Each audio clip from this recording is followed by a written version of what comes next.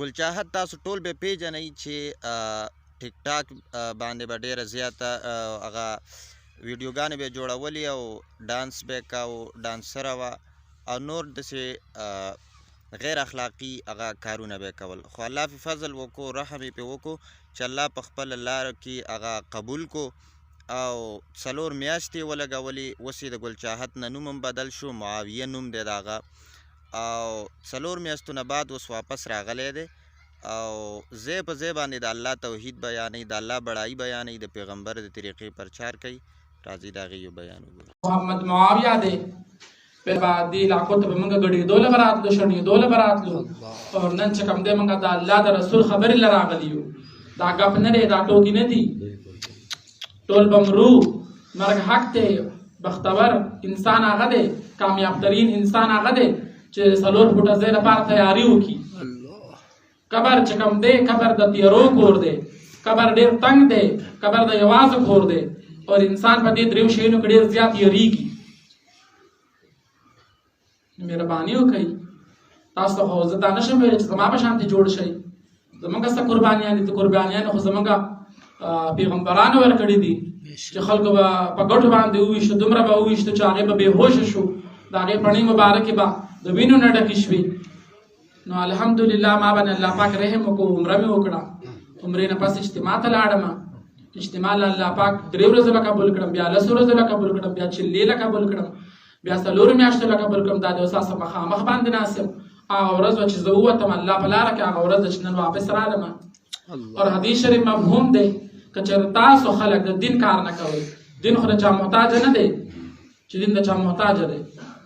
الله پاک زموږ په شان د خلکو نه هم د دین کار اخیستی شي. تاسو الله پاک زه په میدانونو کې ګډولی شم، ولې الله پاک ما تاسو ته دلته په منبر رسول نشي ودرولی. دا ستاسو مخامخ باندې زه یم. ټیک ده جي، الله پاک چې کوم دی که نه بدترین انسان نه هم د دین کار اخیستی شي، ګډېدونکي نه اخیستی شي، شرابي نه اخیستی شي، ډاکو نه اخیستی شي، هر چا نه اخیستی شي. تاسو شکر وباسئ، الله پاک تاسو له سترګې درکړي، الله پاک ته له غوږونه درکړي، الله پاک ته له لاس خپې درکړي دي، الله پاک ته له روغ صحت راکړی دی، الله پاک تاسو له توفیق درکړی، راغلي به جومات کې ناست یې، شکر وباسئ. الله پاک ته له مالونه درکړي، الله پاک ته له بچي درکړي دي. بهتره دا ده چې دا روغ صحت او دا خپل مالونه حالونه چې کوم دی دا د الله په لاره کې د څه ټایم دپاره وقف کړي. د مرګ او ژوند پته نه لګي، بیمارۍ هم څه پته نه لګي. الله پاک صحت درکولی شي، الله پاک بیماري هم درکولی شي، الله پاک ژوند درکولی شي، الله پاک مرګ هم درکولی شي.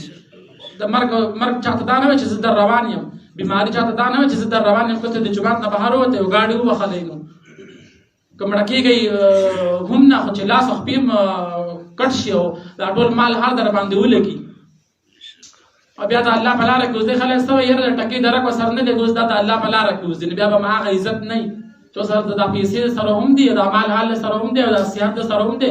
د الله په لاره کې اوس نه چې یو بل مسلمان به ستاسو د قربانۍ په وجه ورپسې د لار راشي، نو صدقه جاریه ده.